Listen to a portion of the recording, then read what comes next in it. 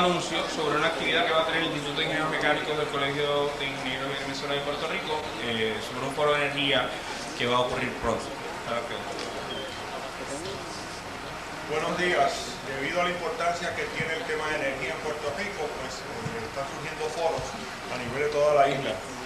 El Instituto de Ingenieros Mecánicos del Colegio de Ingenieros y Agrimensores de Puerto Rico tiene un foro de energía el viernes 29 de junio en el Hotel Condado Plaza. Este es el segundo foro. El año pasado, para esta misma época, se dio el primero. Y ese foro generó unas discusiones muy buenas, aunque era el día en que se jugaba uno de los partidos finales del Campeonato Mundial de Fútbol. Sin embargo, generó unas discusiones sobre energía que yo creo que mejoró las presentaciones que hicieron en este foro presente. La Autoridad de Energía Eléctrica, la Autoridad de Desperdicio Sólido, etc.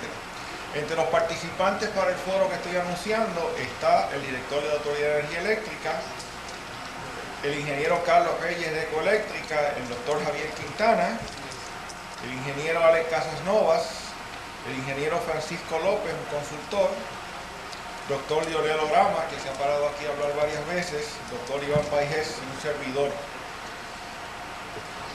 Este foro, siendo en un hotel, pues desgraciadamente tiene un costo envuelto.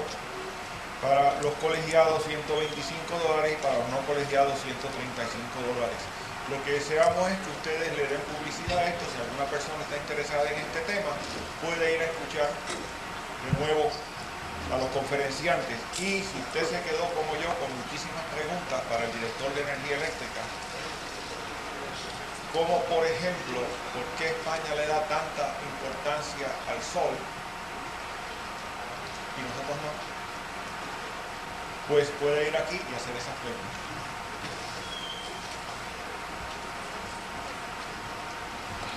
Gracias, doctor Pla. Continuamos. En esta ocasión la presentadora de los presentadores va a ser la doctora Sandra Cruz Paul del Departamento de Ingeniería Eléctrica. Gracias, Agustín. Pues en este panel tenemos tres distinguidos compañeros que me tocó el honor de presentar. La primera es la doctora Marla Pérez Lugo, catedrática asociada en Sociología Ambiental, adscrita al Departamento de Ciencias Sociales y al Centro de Investigación Social Aplicada. Ella hizo su bachillerato aquí en el colegio, su maestría y su doctorado en Rutgers University, que es la Universidad del Estado de New Jersey, y tiene una especialidad en dimensiones humanas del cambio ambiental, también de Rutgers. Luego tendremos a José Alameda Lozada, catedrático del Departamento de Economía en la UPI. Su bachillerato fue aquí también en el recinto, su maestría también de Rutgers University, con especialidad en Comercio Internacional y Economía Monetaria. Su doctorado en la Universidad de Gales del Reino Unido en el 96 y también actualmente es a su vez consultor en economía y con experiencia en proyectos de viabilidad, reciclaje, energía y otros asuntos relacionados.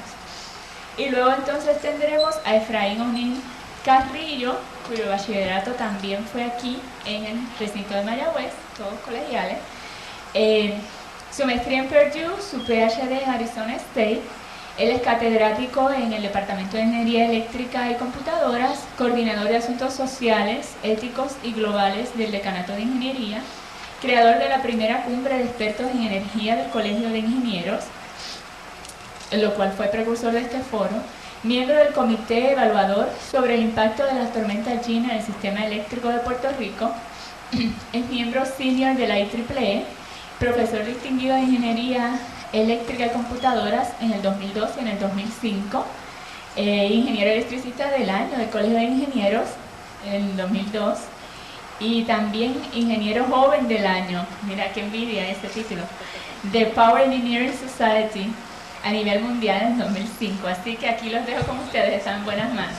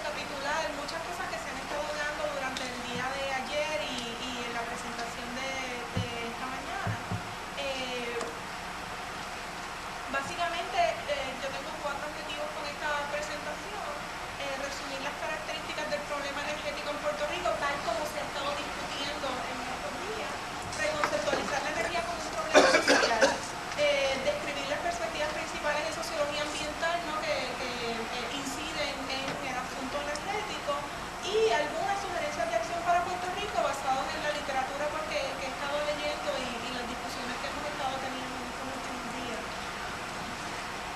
Ok, cuando vamos a resumir cuál es el problema energético de Puerto Rico, ¿no? Se nos ocurren tres categorías principales, ¿no? de esta problemática. Número uno, la vulnerabilidad, ¿no? Puerto Rico tiene una dependencia total de fuentes de energía de las que no somos dueños, ¿no? Tal como el distinguido conferenciante dijo del caso de España. Y eso pues tiene unas repercusiones tanto políticas.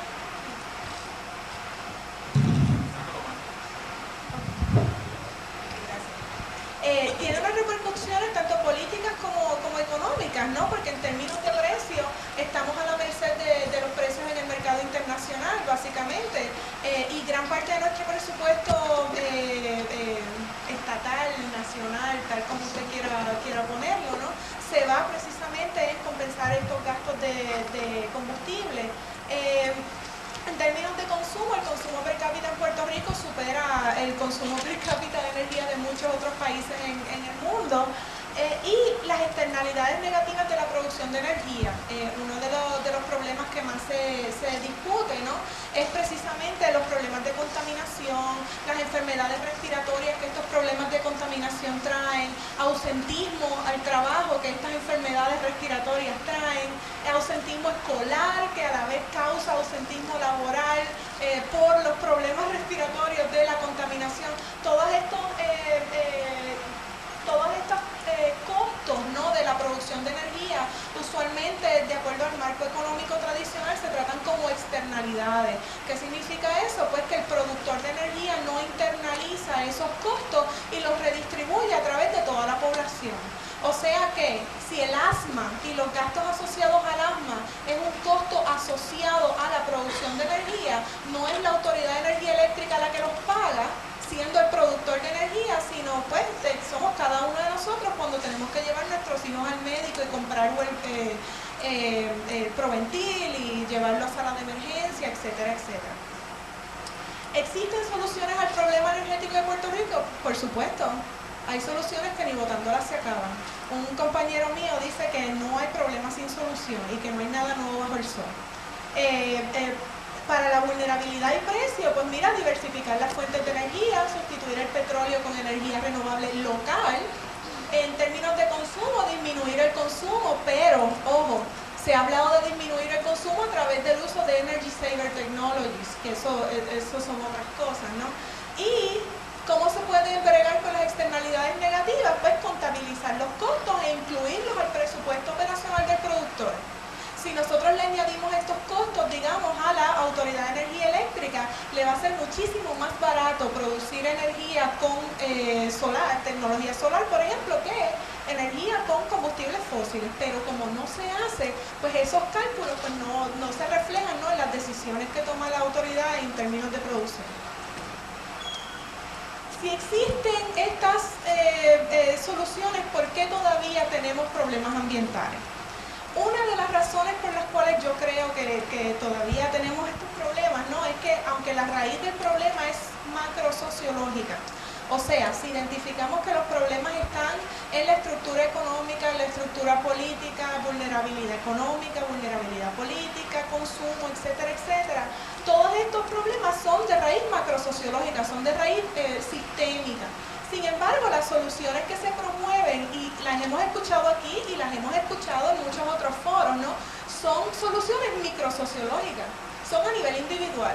O sea que el sistema es el que promueve este tipo de problema, pero le corresponde al individuo arreglar el problema. Entonces hay una incongruencia total en términos de la raíz del problema y las soluciones propuestas al problema. Si ustedes se fijan, ¿no? estas son las soluciones que más se venden por ahí. La concienciación ambiental, sobre todo a niños de escuela elemental, y de eso también vamos a hablar. Ajustar la temperatura de los aires acondicionados, reciclar, utilizar menos el automóvil, pero vamos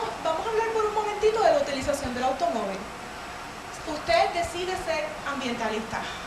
Usted decide disminuir el uso del automóvil. ¿Para dónde usted va a ir? ¿Para dónde va a ir? ¿Puede ir a hacer compras? ¿Puede llevar sus nenes a la escuela? ¿Puede ir a trabajar? Digo, el Teodoro Moscoso no tiene acera. Así que por ahí es que vamos, ¿no? En términos de que son problemas estructurales que el individuo realmente tiene muy pocas opciones para bregar con ellos. Entonces, ¿por qué no hemos resuelto el problema energético? Pues ya discutimos la primera razón, ¿no? Hay una incongruencia de problemas con soluciones y pues todas estas razones se han identificado a lo largo de estos 2 días, ¿no? como razones por las cuales no hemos resuelto el problema energético. Por ejemplo, el paradigma dominante es el paradigma del desarrollo sostenido. Nosotros tenemos bien engranados culturalmente en que el crecimiento económico es bueno. Y el crecimiento económico se realiza a través de disminuir los costos de producción y aumentar los revenues, ¿no? Los beneficios económicos para los inversionistas. Y eso básicamente es el discurso, ¿no? De la Autoridad de Energía Eléctrica cuando habla de moverse hacia diferentes fuentes de energía. El consumo de energía es un indicador de desarrollo económico. Cuando usted habla de cuán desarrollado o no desarrollado está un país, automáticamente se mira cuánta energía consume per cápita. Que entonces en ese sentido, pues medidas de conservación pues no serían congruentes con la medida de desarrollo económico que utilizamos para medir la salud del sistema económico de un país. Constituyentes poderosos, pues tenemos un monopolio de producción de energía. La Autoridad de Energía Eléctrica es un constituyente bien poderoso. Y cuando hablamos de constituyentes nos referimos a cualquier grupo organizado que tiene algo que ver o por las causas o por las consecuencias de un problema que se convierte en un asunto de política pública. Patrones de desarrollo urbano y suburbano, monopolio de la producción de energía, falta de voluntad política se ha mencionado aquí constantemente, ¿verdad?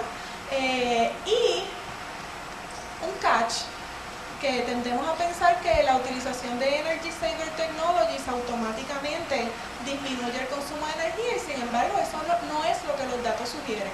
Lo que los datos sugieren es que el uso de Energy Saver Technologies lo que hace es aumentar el consumo de energía. Pues como sale más barato, como usted no gasta más, pues se puede dar el lujo de en vez de prender un aire acondicionado, prender 2. O en vez de tener el aire acondicionado 2 horas prendido por la noche y después utilizar el abanico, usted dice, pues yo voy a dejar el aire acondicionado prendido toda la noche porque I can afford it, yo tengo los chavos, pues yo lo pago y yo dejo mi aire acondicionado prendido. Es como la cuestión de los celulares. Cuando el minuto del celular costaba una peseta, que usted no se echaba 2 horas hablando, básicamente eso. Entonces, vemos que el problema energético se intenta construir como un asunto tecnológico, pero en realidad es un asunto social, es un asunto de comportamiento, es un asunto de prácticas, es un asunto de creencias, es un asunto de símbolos, es un asunto de normas, es un asunto cultural, tal como los representantes de Hawái estaban expresando ayer, ¿no? Tenían que encontrar el común denominador en términos culturales para poder tener una visión clara de a dónde tenían que llegar o a dónde querían llegar. Entonces, desde mi perspectiva, porque pues yo vengo representando, ¿no? la perspectiva de la sociología ambiental, ¿de dónde salen los problemas energéticos? Pues hay una serie de explicaciones. La perspectiva clásica, que es a la que nos ascribimos muchos de nosotros, ¿no? Cuando hablamos de resolver problemas como este, es lo que se llama el Human Exemptionalist Paradigm. Y esa es la presunción que el ser humano no está gobernado por las leyes de la naturaleza y que a través de desarrollos culturales, o sea, a través del desarrollo tecnológico, nosotros podemos manipular cosas como la capacidad de acarreo de un ecosistema. Por lo tanto, no tenemos límites para el desarrollo. Y ayer se estaba mencionando, ¿no? Que eso es una idea totalmente errada, ¿no? Que las únicas 2 personas que podían creer que un sistema podía seguir creciendo infinitamente en un sistema finito eran los economistas o los locos, ¿verdad? No lo pude resistir. Una cita. Y entonces la solución a este problema, de acuerdo a esa perspectiva clásica, pues entonces, ¿qué es? Mejorar la tecnología. Porque cuanto más mejoremos la tecnología y cuanto más energy saver technologies creamos y energías limpias, entonces podemos seguir consumiendo al patrón que queramos seguir consumiendo, porque estamos disminuyendo nuestro impacto negativo en el medio ambiente. Nosotros sabemos que eso no necesariamente es cierto. Y cosas como esta, ¿no?, han propiciado problemas que ahora estamos sufriendo, como por ejemplo la revolución verde, ¿no? El uso de pesticidas, fertilizantes y herbicidas para la agricultura era lo mejor que había inventado la humanidad en cierto momento histórico, y ahora es que nos venimos a dar cuenta de los unintended consequences de esos desarrollos tecnológicos, ¿no? Contaminación, mercurio, arsénico, de los cuerpos de agua, de los terrenos, etcétera. Entonces hay aproximadamente 4 perspectivas alternas a la perspectiva clásica, ¿no? Hay más, como el construccionismo social, pero yo me voy a limitar a estas 4. El construccionismo social se requiere por lo menos una cerveza para poder hablar sobre eso. Pues sería la ecología humana, la ecología política, la perspectiva de justicia ambiental y la modernización reflexiva. Entonces, cada cual identifica unas causas para el problema energético o para la degradación ambiental en general y unas posibles soluciones. En el caso de la ecología humana, lo que plantea es que el ecosistema, ¿no?, nos provee tres funciones principales. La función de depositorio de basura, la función de extracción de materia prima y el escenario de vida. Y el problema ambiental o los problemas ambientales surgen cuando esas tres funciones del sistema natural se solapan. ¿Okay? Cuando tú estás utilizando un espacio para depositorio de basura que necesitas utilizar para escenario de vida, por ejemplo. Entonces, la solución para esto sería adoptar lo que llaman un nuevo paradigma ambiental. Y el nuevo paradigma ambiental es la solución o la sugerencia que nos estaban planteando algunos participantes ayer, ¿no?, que es entendernos a nosotros no como fuera del ecosistema natural, sino como una especie más dentro del sistema natural, que está gobernado por las leyes naturales de ese sistema. Entonces, la perspectiva de la ecología política pues traza las causas de la degradación ambiental en el sistema económico y político, ¿no? Básicamente lo que está planteando es que el sistema de producción capitalista es como un treadmill, como una trotadora, de estas que no tienen motor, que usted acciona a través de su movimiento, y que hay ciertos actores que están montados en esa trotadora y que la pusieron en movimiento en cierto momento en particular, y que ya la trotadora sigue en movimiento, y si usted no corre al mismo ritmo en que la trotadora se está moviendo, pues usted se cae, básicamente. Y lo que está planteando, ¿no?, es que constituyentes poderosos como la Autoridad de Energía Eléctrica, como la Asociación de Constructores de Hogares, como el Colegio de Ingenieros, como la Academia, ¿no?, somos constituyentes que hemos puesto en movimiento ese treadmill, y ahora básicamente pues es bien difícil de parar. Y cada uno de esos actores está motivado por maximizar beneficios económicos. ¿Okay? Disminuir costos de producción, maximizar beneficios económicos, y cada cual está buscando jalar para su lado, ¿no?, en sus intereses. Pero con un aspecto global que es la maximización del capital. Cada nación o cada país, básicamente lo que está diciendo esta perspectiva es que reacciona a el manejo de los recursos naturales con básicamente 2 síntesis de manejo: la administración del desarrollo sostenido y la administración de la escasez. La administración del desarrollo sostenido es cuando se ignoran todos los límites naturales y entonces se permite la extracción continua de materia prima o la contaminación continua del medio ambiente. Y la administración de la escasez viene cuando el Estado o estos actores se dan cuenta de que uno de estos recursos, que es materia prima de producción, ya está escaseando o se está viendo afectado por los byproducts, ¿no?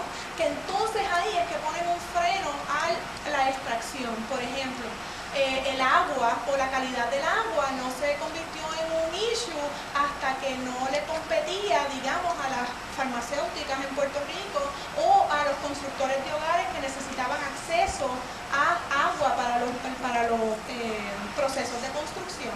Mientras no hubiesen sido esos los que se hubiesen visto tocados directamente por la problemática del agua, pues el agua no era un problema. Ok, ¿sí? Ok. Que entonces la solución sería administración ecológica. Básicamente responde a la idea de la ecología humana, que es entendernos a nosotros como parte del ecosistema y reconocer que la naturaleza tiene un valor intrínseco, ¿no? y que uno pues en los procesos de producción tiene que internalizar esos costos o esos servicios ambientales. En el caso de la justicia ambiental, lo que plantea es que sí, el sistema de producción dominante es el problema, es el que causa los problemas ambientales, pero que las consecuencias negativas de estos procesos de producción están desigualmente distribuidas a través de toda la población. O sea que hay unos grupos en particular que están siendo identificados por su falta de poder político y económico para el establecimiento de lo que llaman los LULUs, Locally Unwanted Land Uses. Un incinerador, por ejemplo, no se establece en mansiones de España. ¿Sí? ¿No? Claro que no. No se establece en mansiones de España. ¿Por qué? Porque los costos de la propiedad son más altos en mansiones de España, ¿verdad? O sea que no sería costo efectivo ponerlo allí.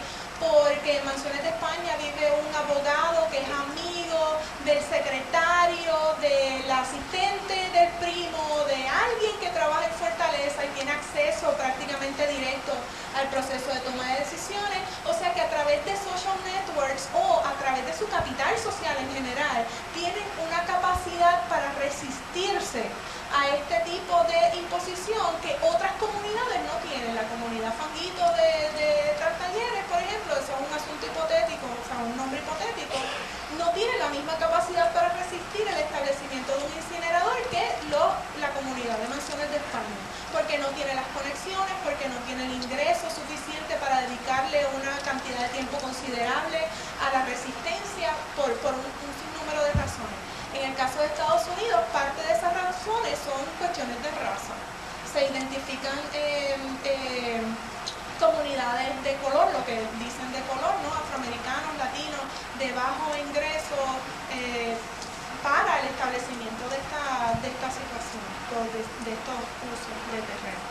Que entonces la solución, de acuerdo a la perspectiva de justicia ambiental, no sería distribuir equitativamente la contaminación o distribuir equitativamente los usos problemáticos del terreno,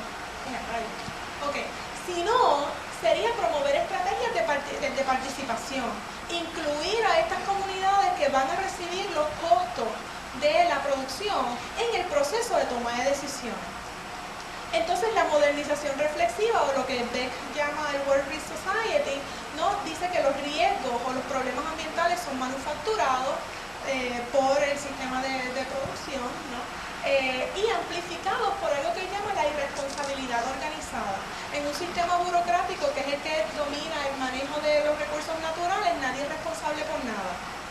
Porque el responsable es la posición dentro de la estructura y no el individuo que ocupa la posición. Y entonces en el momento en que tú te desprendes de esa posición burocrática, pues tú no eres personalmente liable. Por lo tanto, lo que se fomenta es lo que llama esta irresponsabilidad organizada, en donde como nadie es responsable por nada, pues realmente nadie tiene una motivación para hacer las cosas bien en primer lugar.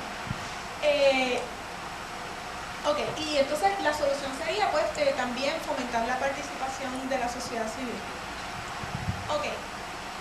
Una de las soluciones, ¿no? que se planteó al principio de la presentación pues era la concienciación ambiental o la educación ambiental.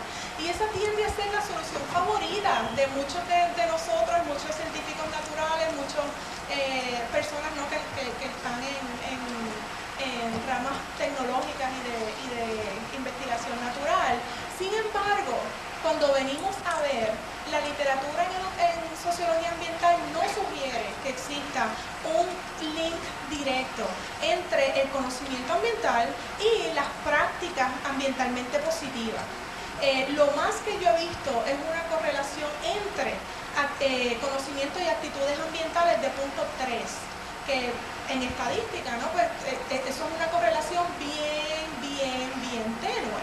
Por lo tanto, el saber mucho sobre el ambiente no garantiza que usted se va a comportar de forma apropiada ambientalmente hablando. Y el ejemplo que se me ocurre es el cirujano cardiólogo que entre operaciones de corazón abierto sale afuera a fumarse un cigarrillo.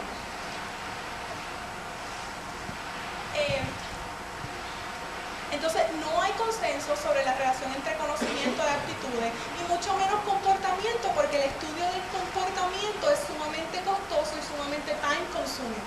Básicamente, usted tendría que, lo que se llama shadow, ¿no?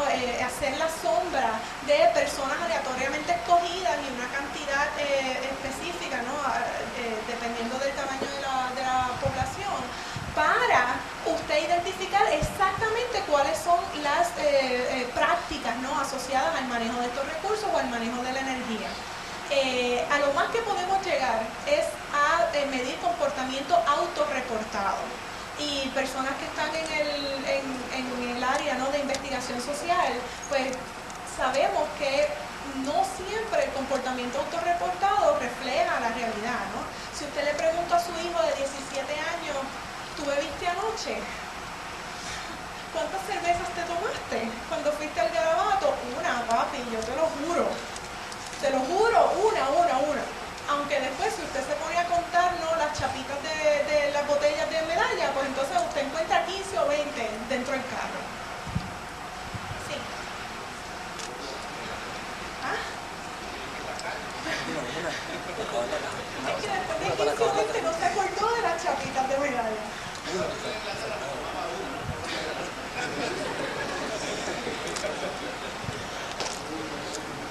Entonces, otro issue, ¿no? Es la falta de confianza en las instituciones. Esto es una cosa que la teoría de la modernización reflexiva trae, ¿no? Dice que en este momento histórico en particular, nosotros tenemos una renuencia a confiar en las instituciones, en el Estado, en el mercado, ¿no? En su capacidad de controlar nuevas tecnologías. Y tendemos a tener una percepción de riesgo diferente a la percepción de riesgo de los expertos, tal como planteé ayer. El experto tiende a calcular el riesgo en términos de probabilidades, ¿no? En términos de ocurrencias pasadas, de 100 ocurrencias pasadas, tantas veces ocurrió X o Y cosa. Mientras que el individuo tiende a calcular riesgo en términos de a mí me puede o no me puede pasar. Y eso significa que yo tengo un 50% chance. Y entonces las probabilidades de que algo riesgoso o de algo problemático ocurra son más altas dentro del pensamiento individual, ¿no? Que dentro del pensamiento del experto, que es el que está a cargo de la toma de decisión. Por lo tanto, el individuo tiende a ser bien receloso de los cálculos de riesgo del experto y tiende a decir, no, espérate, yo soy quien va a sufrir con las consecuencias si algo pasa. Y ¿cómo es que dice Murphy? Si algo tiene probabilidades de salir mal, va a salir mal. Básicamente esa es la percepción. Y si ya se sabe que el Estado es corrupto, que el Estado ha fallado antes, que el mercado no está preparado para absorber las consecuencias negativas de sus actos, etcétera, pues entonces el individuo se queda con esta sensación de, pues si algo ocurre, ¿quién podrá defenderme? Pues nadie podrá defenderme.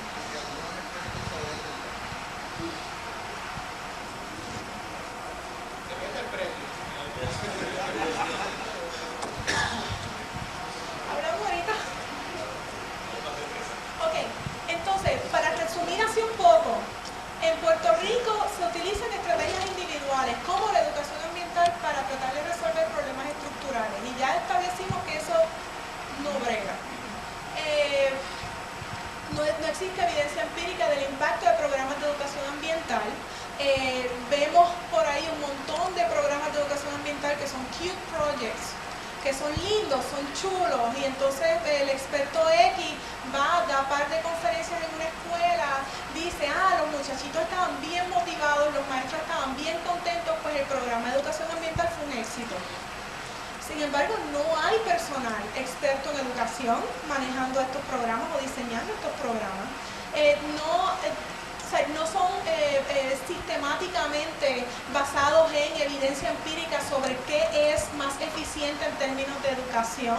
y están dirigidas usualmente a audiencias que no pueden ejercer ningún tipo de cambio inmediato. Los estudiantes de escuela elemental, que son bonitos, son bien chulos, son bien impresionables, pero no toman decisiones y no votan y no pueden apagar el switch de la luz y no pueden usar menos el carro ni pueden ejercer presión en sus representantes electos para que tomen X o Y curso de acción.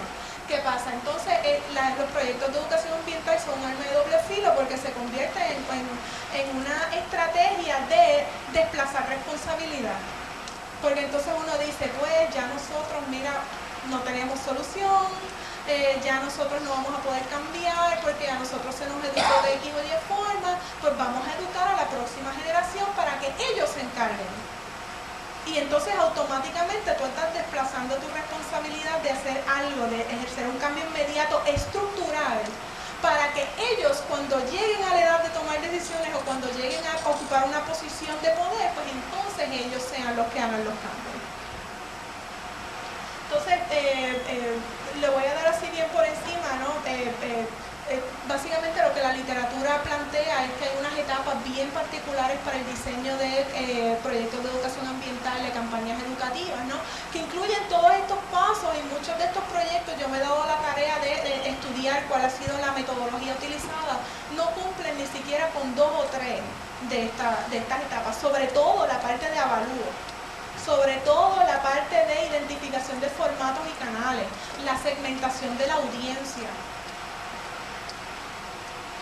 Entonces, en la cuestión de la participación pública, como estaba diciendo ayer también, Puerto Rico tiene un sistema de participación pública bien confrontacional, que se da un ambiente de vista pública y si usted ha visto un anuncio de vista pública en el periódico, yo le doy un premio, porque están ahí, pero están camuflajeados. Son un cuadrito así, en la página 150 del periódico, justo al lado del anuncio de un supermercado con el anuncio de un podiatra.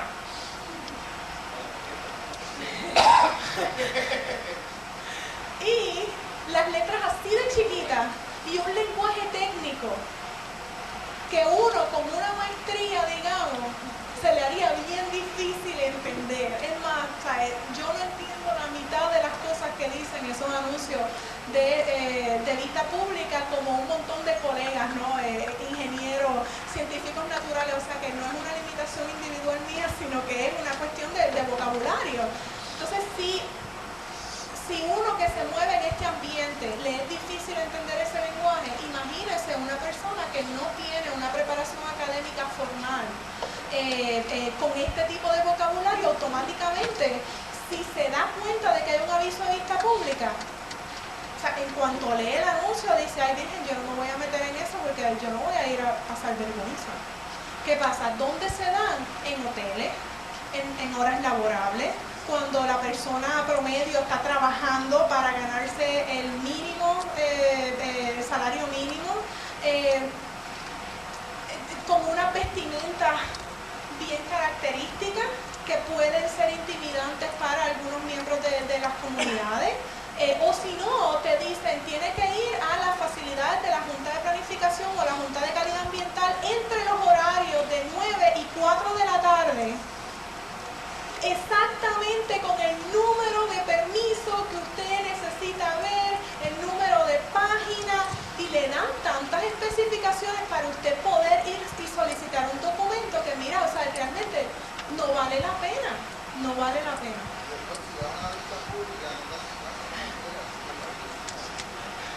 Precisamente lo que estaba diciendo ayer, yo sé que ya me toqué, ¿verdad? Ok, lo que estaba diciendo ayer es que cuando un proyecto llega a vista pública, ya ha pasado por un periodo de creación, gestación, transformación, y ya el individuo o el grupo que ha estado colaborando en ese esfuerzo ya está emocionalmente invertido en ese documento. Y entonces cuando llegas a vista pública y viene una persona que probablemente no esté reaccionando a las características del proyecto, sino a su falta de inclusión en el proceso de diseño, dice, espérate, yo no estuve ahí. La reacción es defensiva, porque entonces, ¿qué me estás diciendo? Que mi trabajo, mi sudor, mis lágrimas no sirven. Y entonces ese formato de vista pública lo que hace es promover un ambiente confrontacional y no realmente de diálogo. Para que hubiese un ambiente de diálogo, usted tendría que reunir a todos los constituyentes en el periodo de diseño, porque cuando llega a vista pública ya eso está planchado y la gente lo sabe.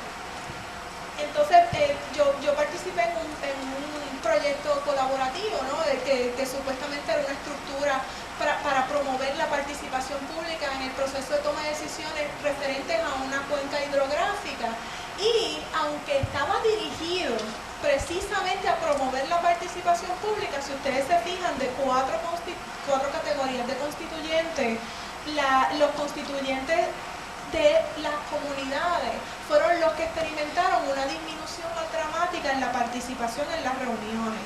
¿Por qué? Por una serie de razones. Primero, los que estaban organizando eran académicos. Segundo, los líderes comunitarios se percibían como problemáticos. Y entonces los que estaban organizando decían, ay chica, no invites a fulano, si cuando fulano está, nos echamos todo el día en discutir este punto y no llegamos a tomar ninguna decisión, así que olvídate, no lo invites esta vez. Y así sistemáticamente se van excluyendo las voces disidentes hasta que llega el punto en que el grupo es un grupo totalmente homogéneo, compuesto de ¿quiénes? Academia, gobierno e industriales. Entonces, en términos de percepción pública de riesgo, ya habíamos hablado un poquito sobre esto, hay que considerar entonces la percepción de riesgo que generan diferentes fuentes de energía para poder entonces tener un plan más culturalmente viable. La tendencia es a decir más vale malo conocido que bueno por conocer. Las tecnologías que uno percibe como con locus of control interno, o sea que están bajo nuestro control, tienden a ser percibidas menos riesgosas que tecnologías que se perciben como que tienen el locus of control externo. Eso explica por qué la gente le tiene más miedo a ir en un avión que a un carro. Aunque usted tiene más probabilidades de tener un accidente fatal en el carro que en el avión, usted dice, mira, el carro lo controlo yo, o sea que si yo veo que alguien viene por ahí y es mandado, pues yo freno, yo viro. Percepción. Mientras que en el avión yo lo voy guiando, yo no tengo los pies en la tierra, si me caigo me fastidié ahí totalmente y el que yo me fastidio no depende de otra persona que no sea yo. Entonces lo mismo ocurre, ¿no? Digamos, cuando uno compara petróleo con otras fuentes alternas de energía y lo vimos con la energía nuclear, ¿no? Durante los 80. El caso de Chernobyl, por ejemplo, fue un caso,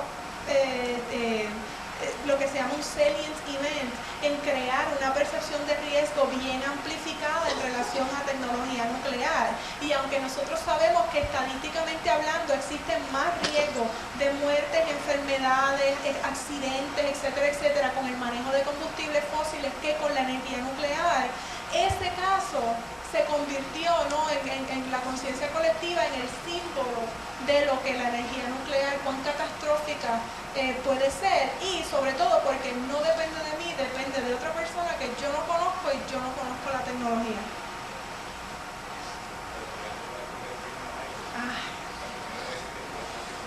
Absolutamente. Entonces, para resolver el problema energético de Puerto Rico, entonces habría que cuestionarse, ¿no? Una serie de cosas. ¿Cuáles son los factores políticos, económicos, sociales y culturales? ¿Quiénes son los actores? ¿Cuáles son los intereses de cada uno de estos actores? ¿Qué reformas podemos hacer en nuestra política pública ambiental que ayude al paradigma de la sostenibilidad en general, no solamente la sostenibilidad energética, sino la sostenibilidad en general? ¿Y qué podemos hacer para fomentar la participación pública? Entonces necesitamos, ¿no? Desde estudios de interrelación entre procesos políticos y económicos de la producción, distribución y consumo de energía, hasta estudios de externalidades y costos reales de la producción de energía, hasta diseñar programas de educación y concienciación que funcionen en combinación con cambios estructurales, pero que estén diseñados de forma sistemática y científica, atendiendo directamente conocimientos y actitudes actuales. O sea que hay que saber qué es lo que hay para poder producir algo que sirva para modificar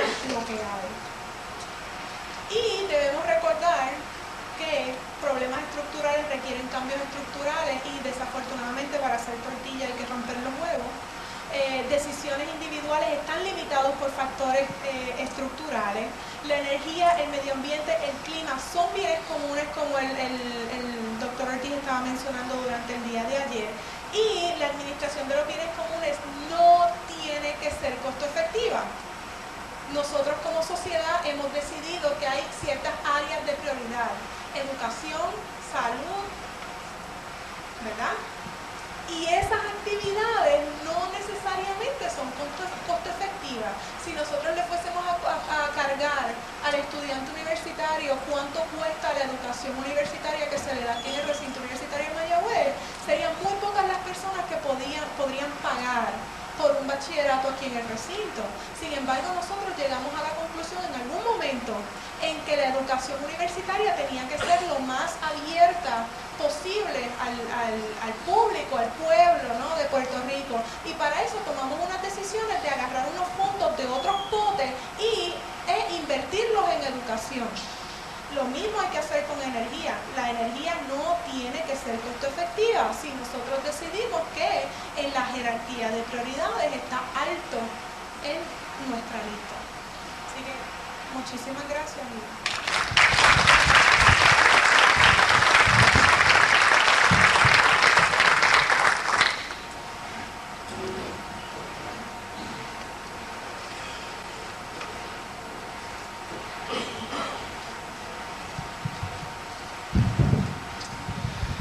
Bueno, gracias por invitarme al foro Cómo mataron a su economista preferido. Esta vez pues no pude traer amigos para recibir los cantazos igualmente. De hecho, en los últimos días que he estado en foro me han tratado como si fuera un yeta escapado de la cárcel. Pero eso ya es normal en los economistas y lo agrado mucho porque yo sé que me quieren mucho. Especialmente los ingenieros que me invitaron. Yo sé que hay una sobreabundancia de ingenieros que quizás había una confabulación ya dada. Colucci, mira, está colorado, así que eso también. No, gracias nuevamente por invitarme al foro. Es un aprecio realmente estar en esta situación. ¿Qué vamos a tratar de hacer? Vamos a hablar sobre la situación energética de Puerto Rico. Vamos a ver el modelo energético de Puerto Rico, como lo visualizan los economistas. De hecho, Truman decía que siempre le gustaba un economista manco, porque lo que sucedía era que cuando le preguntaba a Truman a un asesor económico, ¿qué tenemos que hacer? Él decía, ok, in one hand we have this and this, the following this, but in the other hand, y ya Truman decía, but what is the meaning of the other hand? Lo que pasa es que en la economía realmente, como es una ciencia cultural, la toma de decisiones de consumo, de producción, de inversión, realmente no son solo dadas a una ecuación económica. De hecho, hay un paper famoso que yo siempre lo cito, que si fuera así por una decisión económica, nadie se casaría. Lo cual es cierto. Nadie se casaría. ¿Por qué? Porque es una decisión antieconómica. Pero ¿por qué todo el mundo se casa y tiene hijos? Porque es una decisión no económica, es una decisión cultural, es una decisión social. Por lo tanto, cuando usted habla de economía, realmente está hablando de una ciencia cultural. Baldwin criticaba precisamente eso, porque lo que sucedía era que a través del tiempo, especialmente después de la Segunda Guerra hacia acá, la gente comenzó a poner en nicho la sociología, en otro nicho la psicología, en otro nicho la biología. Y cuando él decía todo eso es all together. Bueno, pasemos a la próxima. Este dato es este trabajo es con Edwin Irizarry Mora, que no está aquí. Bueno, en Puerto Rico obviamente existe un problema energético porque utilizamos unos combustibles fósiles, especialmente petróleo, carbón, gas. La transportación lo utilizamos fundamentalmente derivado del petróleo. Los consumidores que deciden consumir por cuestiones culturales, no por decisiones económicas, demandan bienes materiales que son derivados del petróleo, gasolina, plástico, bajo nivel de reciclaje. Usan ineficientemente la energía, no usamos carpooling. Vaya usted a San Juan para que usted vea que cada vez que se meta el tapón está todo el mundo guiando un automóvil y va específicamente una persona. Y a veces no van ni mirando el carro, lo están guiando, están peinándose, están sacándose las cejas. La industria usa fundamentalmente derivados del petróleo, o combustible, o utiliza gasolina. El gobierno pues utiliza carros igualmente poco eficientes. De hecho, ayer en internet sale que los taxi drivers en Nueva York van a cambiar toda su flota de carros a carros híbridos. Están pensando, enfocados obviamente en cambiar el consumo, la intensidad del consumo energético. Y nosotros, muy bien, gracias. Obviamente una de las cosas que tenemos que reconocer es la geopolítica. De hecho, recientemente yo recibí tanto como ayer una revista de economistas, del Regional Economist, del Banco de Reserva Federal de San Luis, donde trae un fabuloso artículo sobre Asia. Y dice que el precio del petróleo está alrededor de unos $60 nominales. Alrededor de $10 se debe a lo que se llama Geopolitical Risk Premium, a un premium que viene por la condición de la geopolítica, porque en este mundo los productores no son los consumidores. Los que producen petróleo están fundamentalmente en esa faja del Middle East y los que consumen están en otro lado. Por lo tanto, hay un desbalance entre producción y consumo. Pero los que están en la parte de la producción tienen un problema geopolítico que no se resuelve. Por lo tanto, nosotros estamos en un punto en donde no es demanda y oferta exclusivamente la determinación de los precios energéticos. También tienen elementos geopolíticos. Obviamente Puerto Rico contribuye al calentamiento global y sin embargo Puerto Rico es una isla tropical que deberíamos estar mirando así, en ese ángulo. Pasemos a la próxima. Esto es un poco más difícil de verlo, pero este es un modelo como los economistas lo plantean. Nosotros tenemos que mirar primero la fuente energética, segundo el sector energético. ¿Cuáles son las fuentes energéticas del sector energético? ¿Cuál es el sector energético industrial? La Autoridad de Energía Eléctrica produce energía, pero ahí está también la AES, la que está en Guayama, que utilizando carbón, y también tenemos la Ecoeléctrica Peñuelas, que utiliza gas natural. Esa es la industria que produce los recursos energéticos, los insumos energéticos a la industria, al consumo, a los consumidores.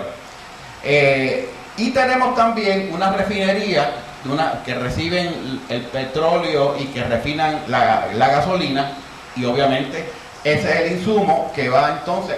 Gracias por la mayoría de los ingenieros. Aquí tenemos entonces los medios energéticos, pues cuáles son los enseres eléctricos, los automóviles, que utilizan fundamentalmente la producción de este sector energético que compró a su vez el petróleo, el gas natural, etc. Y aquí tenemos entonces el sector end user, los que utilizan esa demanda, consumidores, empresas, el gobierno, la construcción, etc. Y aquí está la producción de bienes y servicios. Este es el modelo actual. Pasemos a la próxima. El modelo propuesto entonces tiene que, estas X que están aquí, es tratar de ver los puntos focales donde tenemos que ir punteando, ¿no? Donde tenemos que ir eliminando. Y una de las cosas que tiene que ser importante es que este sector energético que se llama familia y empresa tienen que pasar a convertirse en productores. ¿Cómo? Pues una de las cosas que yo creo que es esencial es los residentes. Nosotros somos consumidores de energía. Si nosotros entonces utilizamos la energía solar, como en el caso de hace poco tuvimos un foro en hacer, donde ellos se convirtieron en productores de energía. Fíjense entonces que pasa de la fase de consumo a productor. Obviamente esto es un incipiente, está comenzando, pero es importante. Obviamente que tiene que haber un plan, que es lo que tanto Colucci como yo creemos, de corto, mediano plazo, para ir enfocando hacia dónde tenemos que ir modificando nuestra estructura de ese modelo energético. O sea, nosotros no podemos empezar a hacer medidas, como a veces lo veo en la legislatura. Esta medida, proyecto RCC del 7 diablo, el del 7, ¿qué es eso? Tú no estás en un frame, tienes que ir pensando en un frame que cada cosa lleve a lo otro. Hay que pensar de forma sistemática, y a veces yo creo que la legislatura no está pensando de forma sistemática. Bueno, a veces ni sistemática tampoco. Ya no dijiste tú, yo no. Pasemos a la próxima. Obviamente esta es una gráfica que muestra las emisiones de Puerto Rico per cápita relativo a Estados Unidos.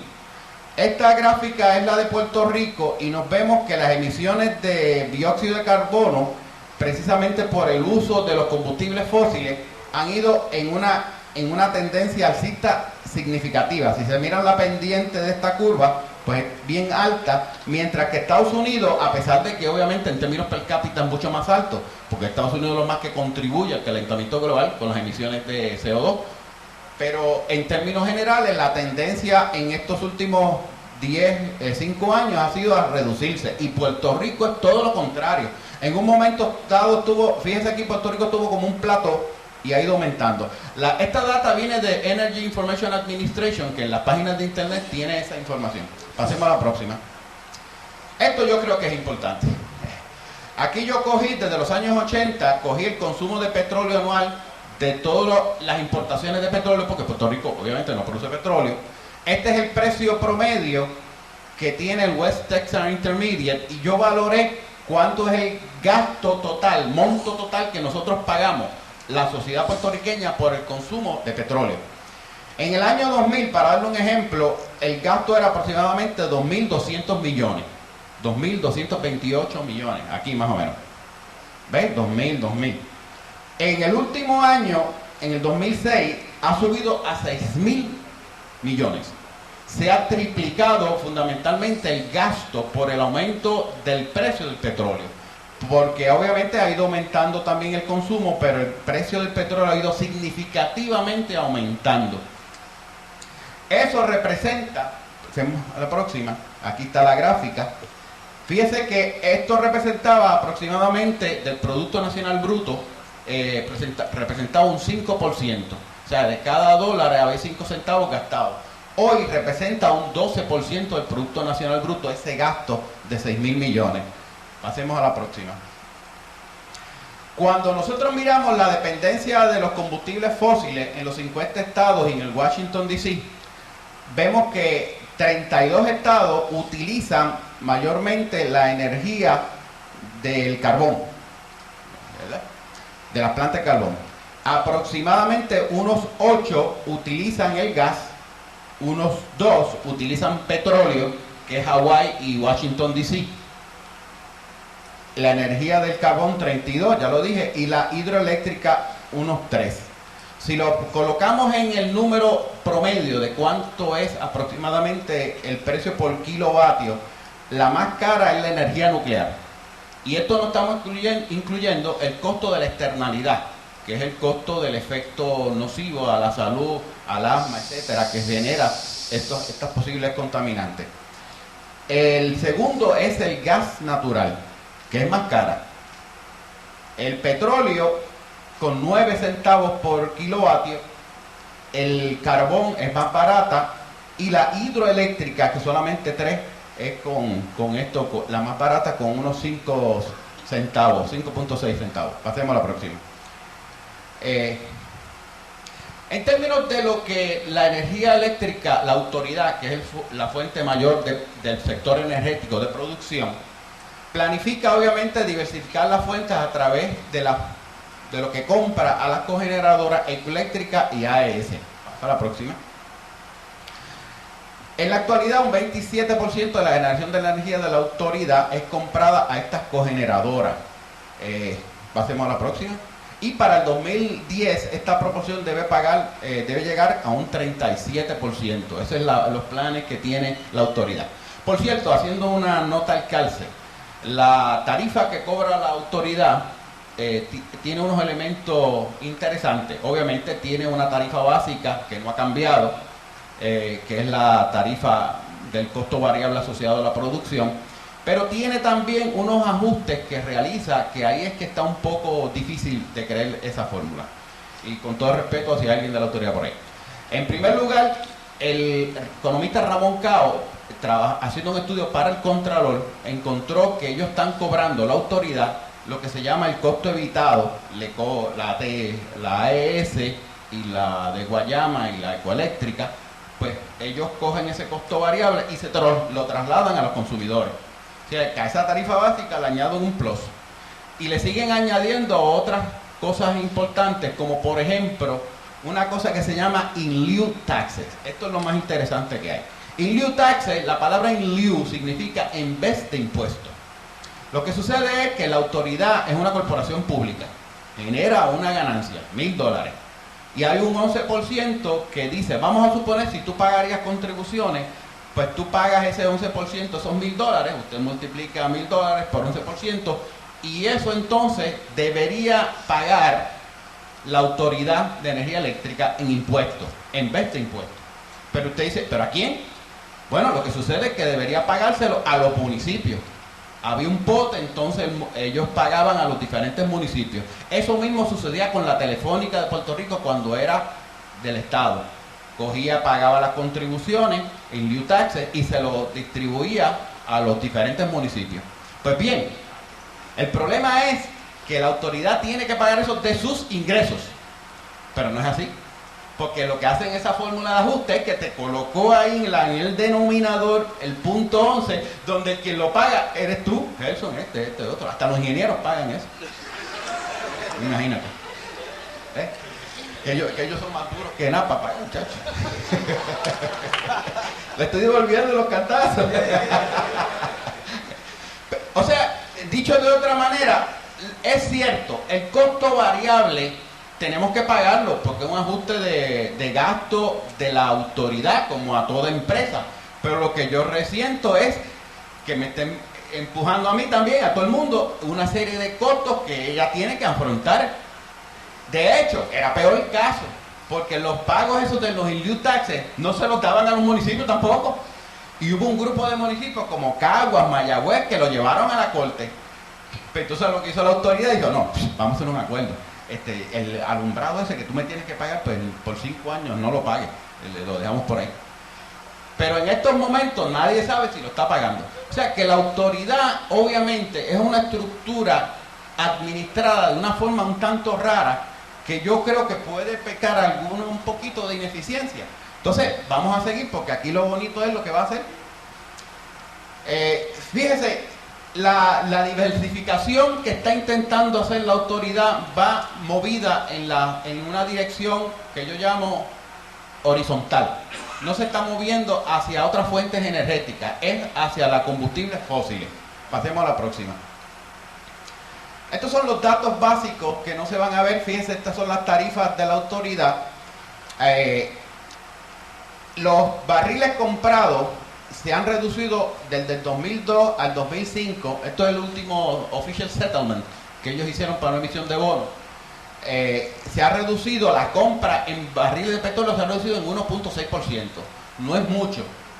A pesar de que están comprando un 27% de energía a otros, se ha reducido la compra de barriles de petróleo. Pero como el costo ha ido aumentando tan significativamente, ¿ven? El gasto aumentó de 720 millones en el 2002 a 1.667 millones de gasto variable por la compra de combustible.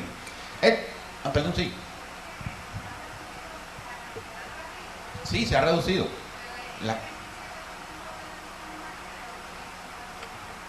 No, él compra menos. Déjame ver si yo veo esto.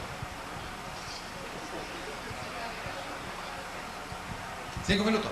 Sí, yo te contesto. Ok. Mira, ha habido un aumento obviamente de las tarifas y todas, esta es la comercial, la industrial, la residencial. En promedio, una persona típica en Puerto Rico pagaba $48 mensuales en el 2002. Hoy está pagando 81. Aquí, Puerto Rico, promedio. Por persona. Por abonado, sí, por residente, lo de residente. Claro, todo el mundo va a decir, pero es cierto, pero es que es promedio. Ok, pasemos a la próxima. El gasoducto del sur. Este es el nuevo muñeco de la autoridad. Este es un gasoducto del sur que va a ir de las facilidades de Ecoeléctrica que están en Peñuela hasta el ciclo combinado de la central Aguirre allá en Salinas. El costo, según el informe de la autoridad, es de unos 400 millones.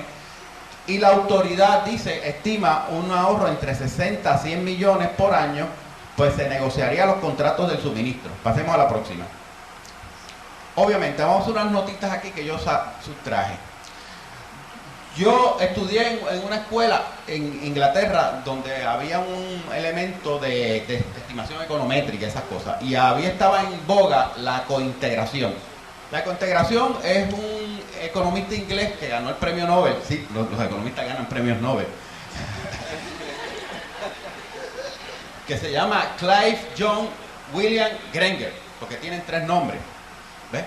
Clive William John Granger ideó un sistema que se llama cointegración. Cointegración es como una medida de correlación más sofisticada. ¿Por qué? Porque esta cointegración lo que hace es que usted corre la cifra y mira si hay una relación de largo plazo.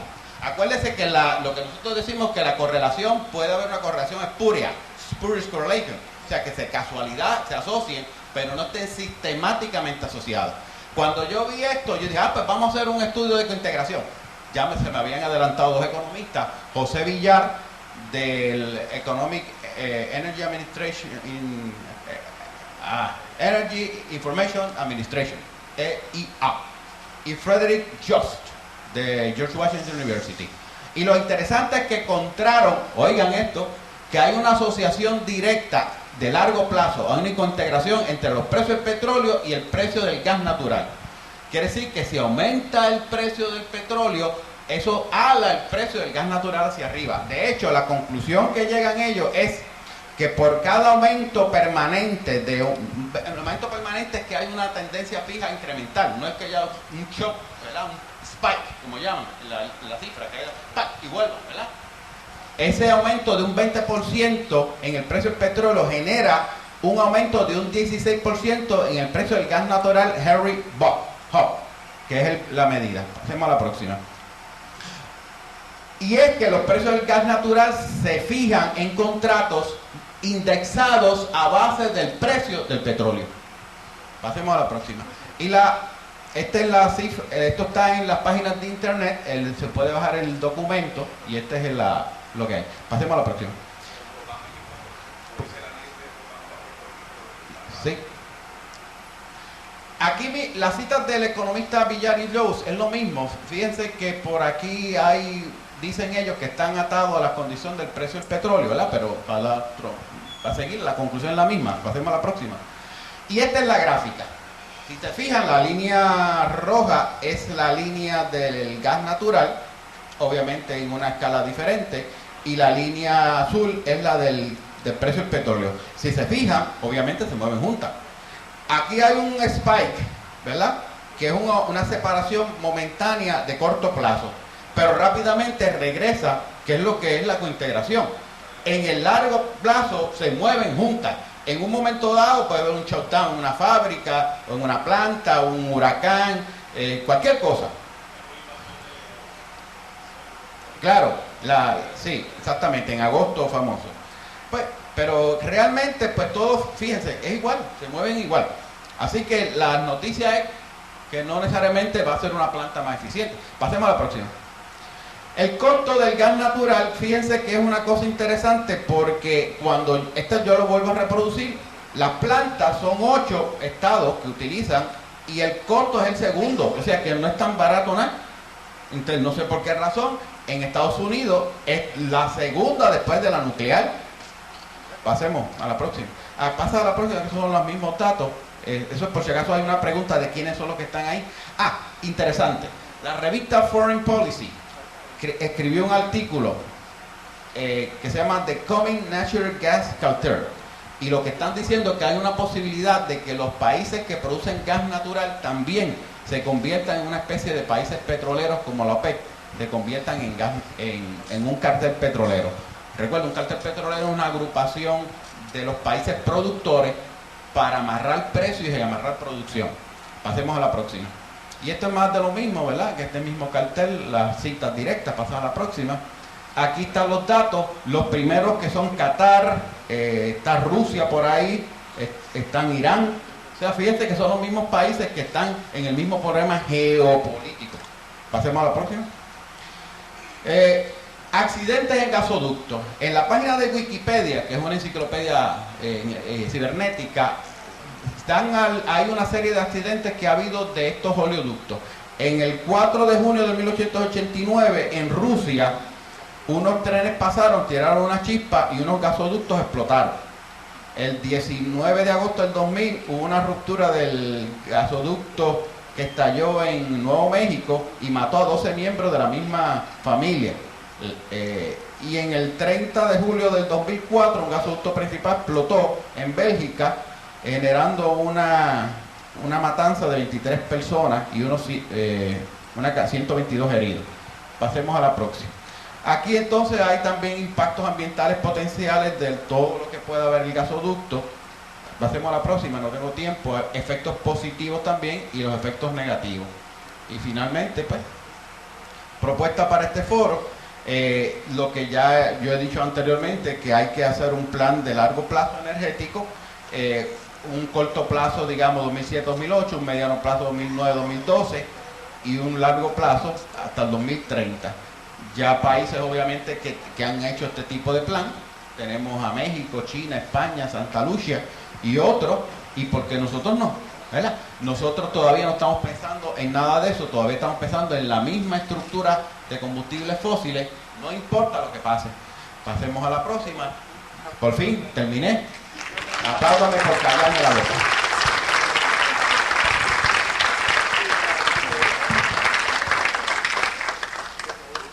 Vamos a tener una sesión de preguntas cuando terminen la ronda de panelistas. Apunten las preguntas, por favor, las vamos a recoger y vamos a hacer.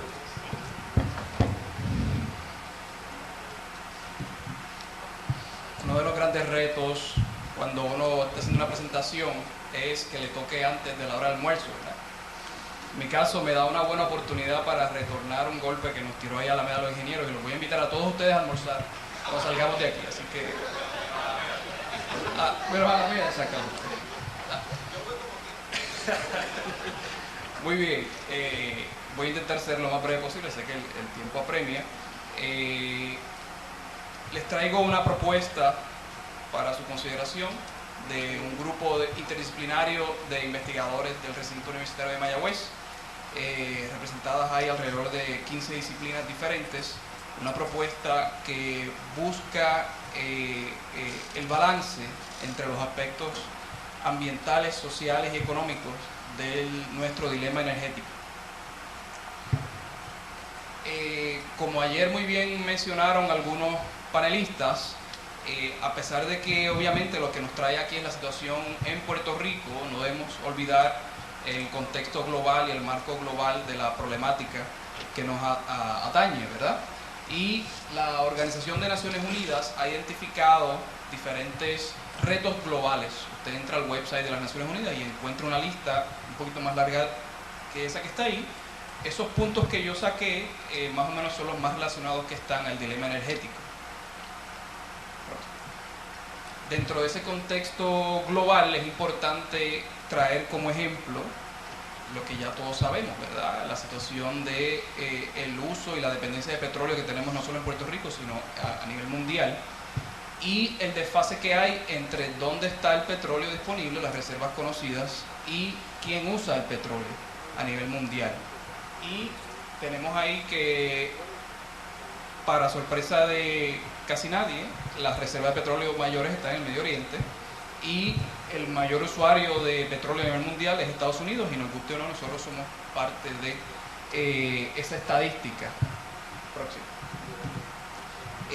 Algo además para contextualizar lo que vamos a hablar más adelante que les quiero traer es, quizás algunos de ustedes digan, pero este asunto del petróleo como que yo lo he leído antes, o en algunos casos, ¿verdad? Los más veteranos acá pueden recordar la crisis del petróleo de los 70, ¿verdad? Cuando se hablaba existió el embargo, ¿verdad? Y entonces se empezaron a tomar medidas para reducir la dependencia del petróleo. ¿Qué sucedió en ese entonces? Se hizo una legislación, bastante legislación de avanzada, ahí es que sale el Public Utilities Regulatory Policy Act, que es lo que permitió, de hecho, que en Puerto Rico hayan 2 cogeneradoras ahora mismo. La estrategia de diversificación nuestra de energía eléctrica se logró a través de esas cogeneradoras. Pero fíjense que para el tiempo de la crisis de petróleo se estaba extrayendo petróleo del fondo del mar a razón de 300 metros de profundidad. debido a diferentes avances tecnológicos, pues esa extracción de petróleo fue llegando hasta niveles bien profundos, y la esperanza de mucha gente es que eso continúe de alguna manera progresando y se sigan descubriendo o se descubra algún otro super campo petrolero en el fondo del mar, ¿verdad? Y esto ilustra un poquito la esperanza de muchos de que con arreglos tecnológicos, que la tecnología nos va a permitir hacer una transición ordenada hacia otros recursos energéticos. Lo cierto es que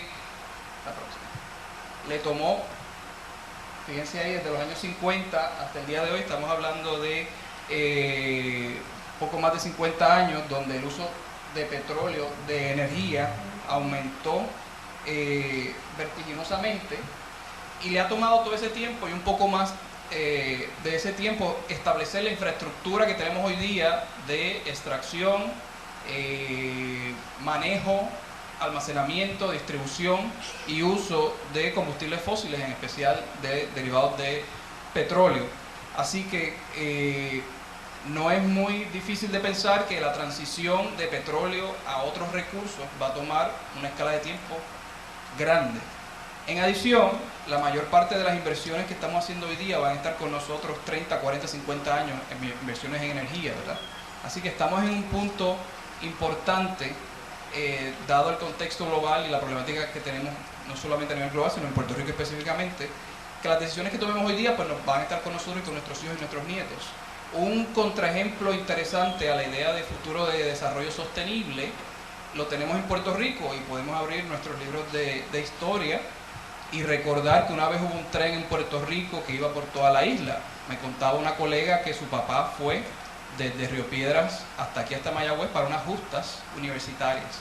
O sea que una decisión que se tomó hace unos 60 años de dejar caer ese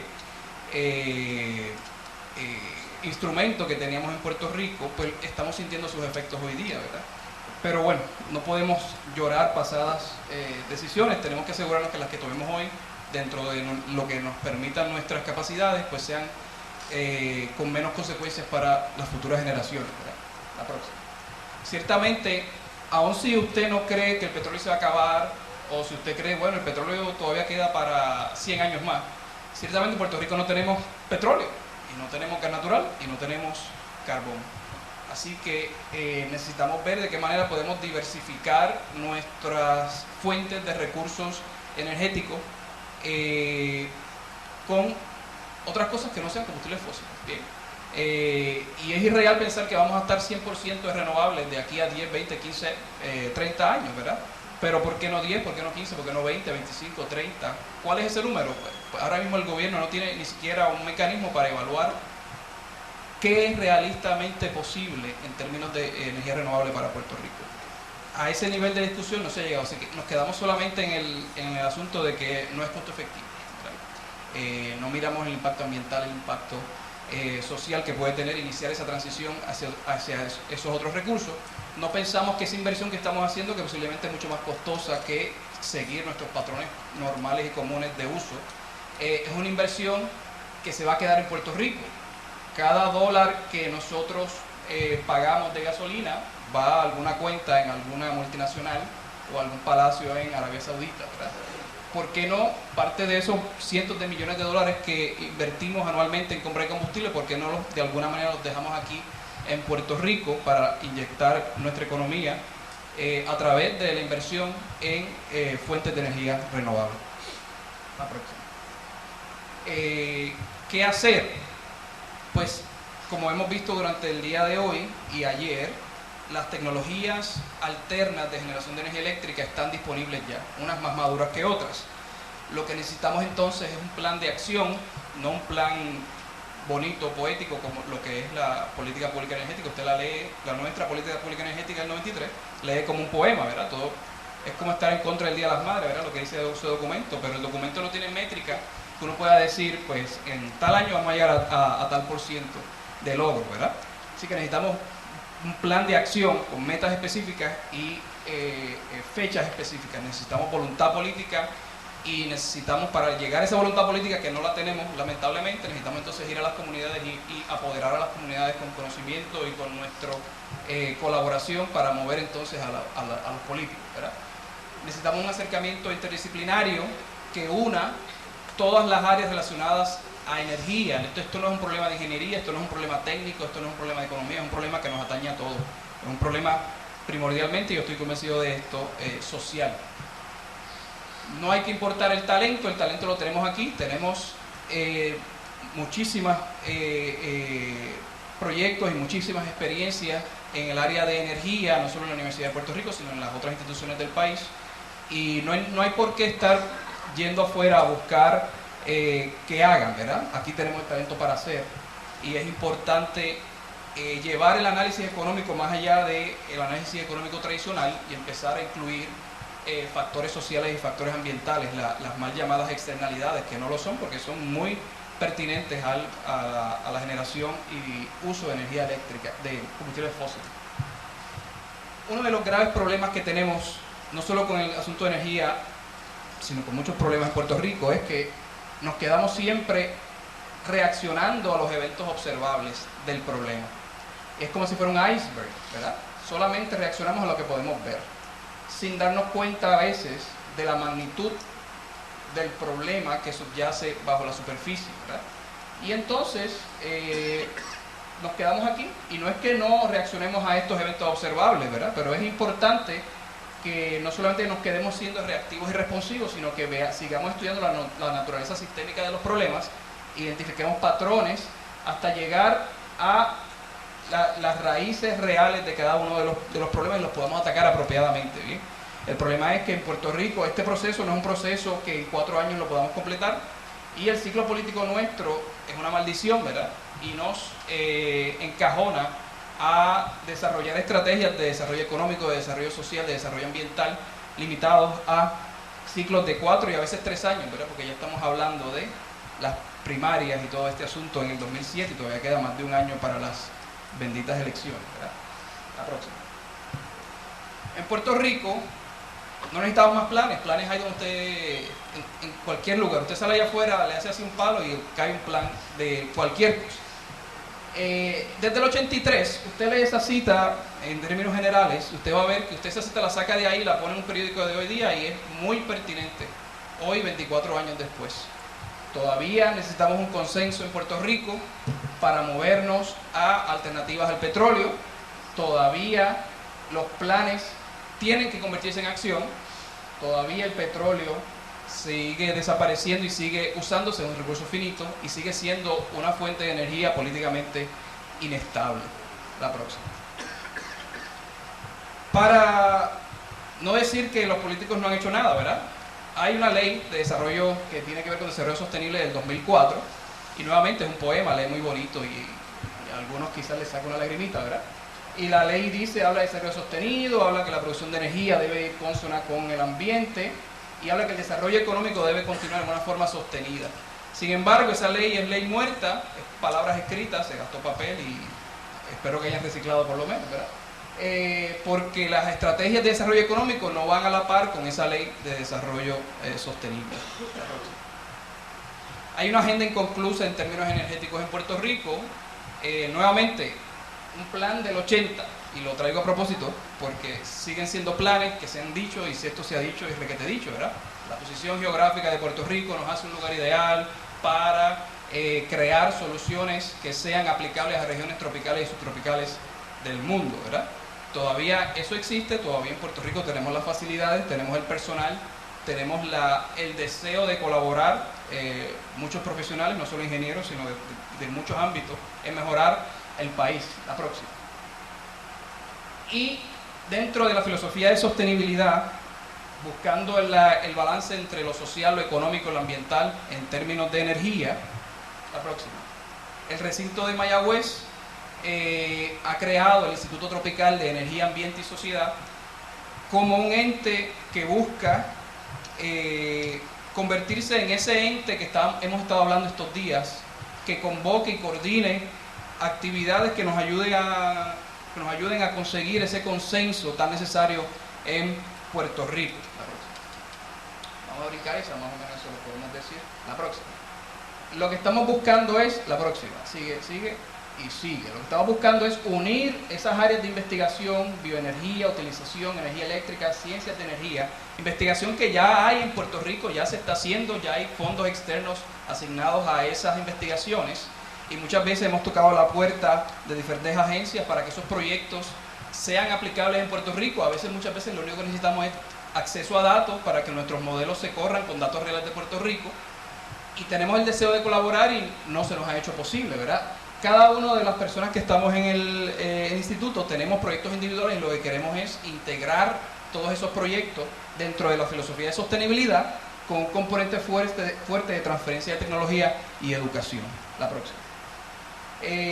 ¿Por qué hace falta a nivel universitario un instituto como este? Las barreras, y esperemos que si hay algo que ustedes se lleven de aquí el día de hoy, es que el problema energético no es un problema de una disciplina, ni de dos, ni de tres, es un problema de muchas disciplinas, de todos los sectores, todos estamos envueltos y todos tenemos algo que decir y algo que podemos aportar. Y dentro de esa misma visión, el instituto está incluyendo la mayoría de las disciplinas que tenemos aquí presentes en el recinto de Mayagüez. La próxima. Y aquí es a manera de ilustración cómo la energía toca diferentes disciplinas y cómo entonces esto crea un nuevo paradigma en la educación, donde dejemos de ser especialistas y empecemos a educar a nuestros estudiantes a resolver los problemas de nuestro país. Y te la pongo por ahí. La saqué después que me dijiste el comentario que éramos tacaños. Muy bien, pero sí, definitivamente ahí no están todas, es simplemente una ilustración. Eso le gusta a Mario. Bueno, ustedes tienen ahí que se independizar, tienen un departamento aparte y todo eso. Bueno, para completar el pensamiento, la nueva ética energética es lo que estamos proponiendo y lo que buscamos es asumir el dilema energético, la solución al dilema energético o el intento de solución al dilema energético como una obligación moral, una ética que inspire a una nueva generación y a nuestra generación a trabajar los problemas que tenemos energéticos en Puerto Rico. La próxima. Algo que es bien importante para nosotros es nuestro programa de educación y outreach o alcance. Este es un programa que lo estamos desarrollando bien coordinado, no es simplemente ir a las comunidades y dar un seminario y me voy. Es un programa donde van a haber instrumentos de avalúo, van a haber instrumentos donde podamos ver la efectividad de los programas. Y bien importante para nosotros romper el paradigma de que la universidad es donde único se hace investigación. Comenzamos un laboratorio de energía renovable en Casa Pueblo de Adjuntas. Ya se llevaron una serie de paneles solares, el Dr. Gerson Bocham colaboró con nosotros y estamos trabajando varias propuestas para establecer un laboratorio de energía solar del recinto de Mayagüez en Casa Pueblo de Adjuntas para uso no solamente de los investigadores y los estudiantes graduados de Mayagüez, sino de la comunidad, que la sirva como un instrumento de educación para los niños y el público en general sobre energía renovable y prácticas sostenibles. La próxima.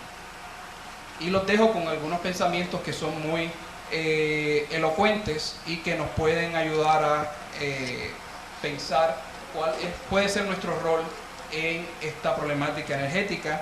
Y finalmente, hoy el colega de España nos mostró que sí se puede, ¿verdad? Sí hay tecnologías y sí es posible. El que diga, bueno, España es un país, España es independiente, pues ayer Hawái nos demostró que en una isla, un sistema de islas parecido, con unas situaciones parecidas a Puerto Rico, sí se puede. Realizaron un plan en el 2000 y hoy, 7 años después, están corriendo 9 de los 10 puntos, así que no hay excusas. Vamos a ver cuáles son los obstáculos y vamos a trabajar sobre ellos dentro de nuestra realidad socioeconómica, política y ambiental. Buenos días.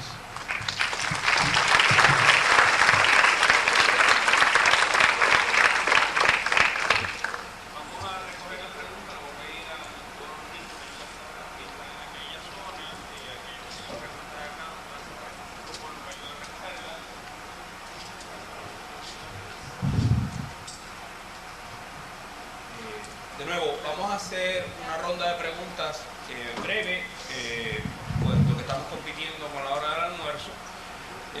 Vamos a salir de aquí juntos a almorzar. El almuerzo es parte de la actividad, también bienvenidos a estar con nosotros durante el almuerzo. Vamos a almorzar en el Salón Anejo a la Cafetería, que es el mismo salón que almorzamos ayer. Aquellos que no hayan estado ayer, simplemente sigan al resto del grupo. Vamos a usar un método sostenible para llegar allí, vamos a caminar.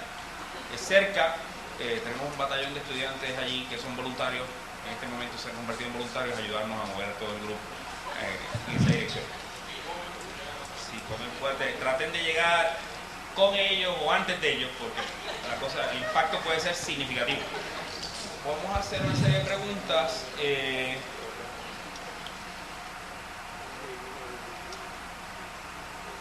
Hay una pregunta aquí que está dirigida especialmente a Alameda, pero imagino que los demás pueden intentar conectar. ¿Qué creen que los consumidores pueden hacer para motivar a las corporaciones a inclinarse por un crecimiento sustentable? ¿Cómo hacerlo? ¿Qué creen que los consumidores pueden hacer para motivar a las corporaciones a inclinarse por un crecimiento sustentable?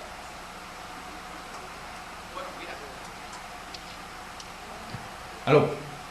Una de las cosas que yo creo que se debe hacer es que las residencias se deben comenzar a tratar de tener energía renovable, a tratar de comenzar a hacer todo lo que sea. Uno, medidas de conservación de energía, que eso se ha trabajado hace tiempo, y trabajar entonces con la energía solar. Aquí yo estuve, como dije anteriormente, en el foro aquel donde habían 17 o 16 personas, gente viva de carne y hueso que ya tenían sistemas de energía solar. Claro, eso no es fácil, todas las cosas, los cambios requieren un ajuste, pero se puede hacer. Entonces, además de la participación ciudadana, que sabe más de eso yo. Sí, a mí hay algo que me preocupa en este approach, ¿no? de abajo para arriba, y es que hay una tendencia cuando se disminuye el consumo, se aumentan las tarifas para compensar. Definitivamente la Autoridad de Energía Eléctrica no quiere disminuir sus ganancias, por lo tanto tienen diferentes rates, ¿no? Dependiendo del consumo de este actor en particular, y hemos visto compañías que han disminuido el consumo a través de diferentes programas de conservación y automáticamente le empiezan a cobrar más, por lo tanto no es costo efectivo para esta compañía realmente conservar energía. Que en ese sentido yo soy bien pesimista sobre las medidas que se intentan implementar de abajo para arriba. El consumidor lamentablemente está limitado por las alternativas que la estructura, que el sistema le provee.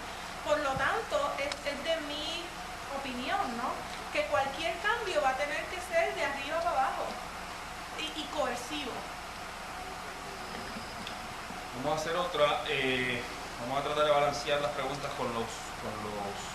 las preguntas son muy buenas y hay muchas que no son preguntas, son comentarios. De nuevo, vamos a ponerlas en internet y las preguntas se las vamos a hacer llegar a los panelistas para que interfieran con ellas y las contesten y las hagamos disponibles.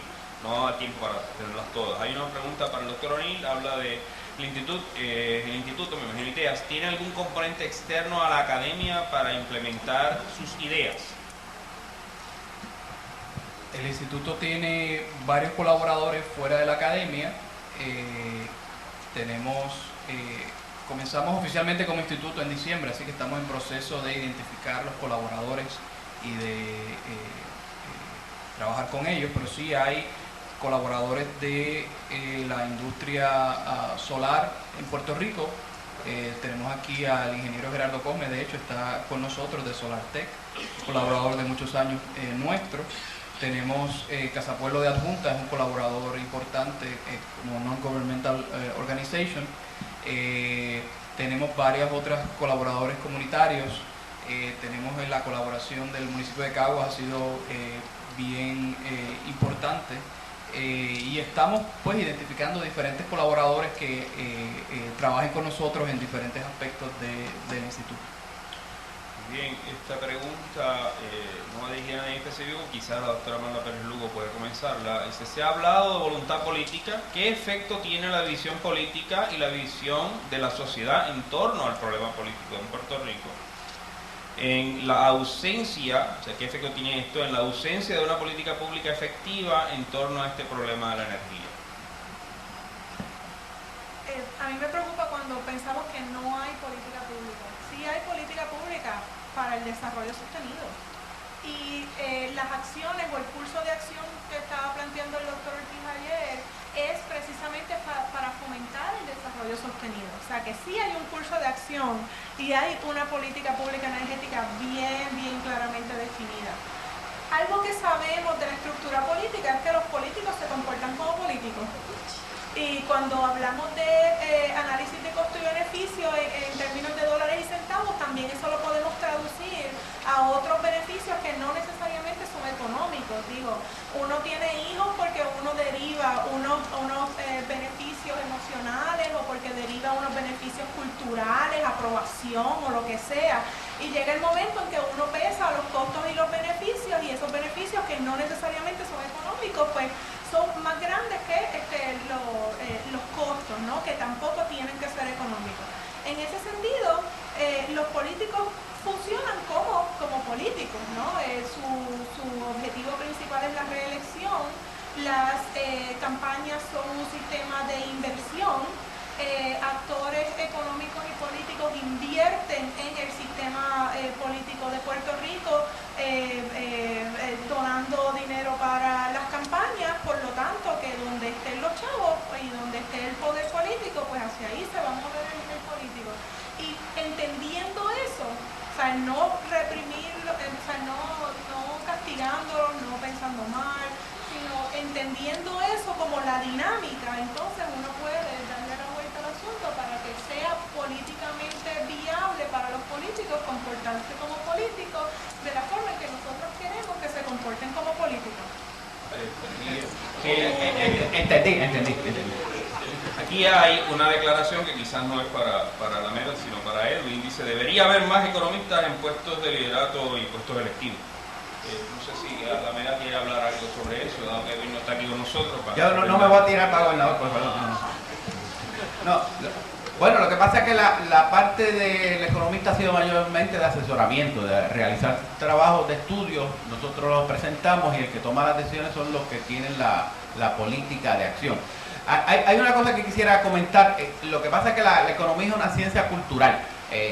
Las decisiones que se hacen, por ejemplo, cuando yo dije esto de casarse y la gente se casa, es que realmente también eso es una decisión económica. La economía no tiene que ver con dólares y centavos, tiene que ver como qué es lo que motiva las decisiones de la gente de consumir, de casarse, de comprar un carro. Y todas esas cosas no tienen que ver con dólares y centavos, tienen que ver con beneficios tangibles e intangibles. Por lo tanto, movernos hacia una fuente renovable no tiene que ver con que sea más cara, tiene que ver hacia dónde nos vamos a mover en el futuro, porque en el futuro estas situaciones económicas, que por más que el petróleo sea barato, yo no lo voy a comprar, porque el problema es que vamos a tener una trampa en el futuro. Digo, de eso es que se trata el problema. No es una decisión hoy, es una decisión para el futuro.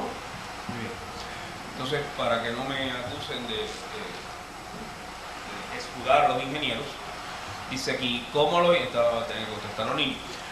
ingenieros pueden de alguna manera congraciarse con la visión que presentó ayer Juan Rosario de que la mejor manera de manejar esta crisis es la de dejar de hacer, es decir, conservación?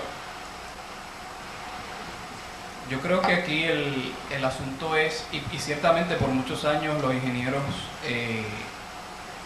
porque yo no me incluyo en ese grupo, ganado una fama de destructores del ambiente y una fama terrible, con razón muchas veces, o en la mayoría de las veces, ¿verdad? Aquí lo que estamos intentando es rehacer lo que es ser un ingeniero, y estoy hablando no como parte del instituto, sino en mi otro sombrero dentro del decanato de ingeniería. Hay que comenzar no solamente con los que ya están, ¿verdad? Palo que nace doblado jamás otro lo endereza, ¿verdad? Quizás ya los ingenieros veteranos pues ya no hay manera de bregar con ellos. Sin embargo, Colucci no está incluido ahí. Sin embargo, yo entiendo que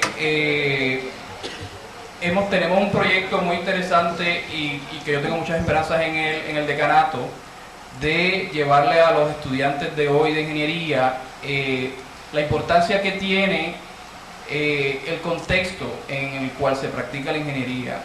Por muchos años la ingeniería se practicó bueno, se enseñó como si se practicara en el vacío, ¿verdad?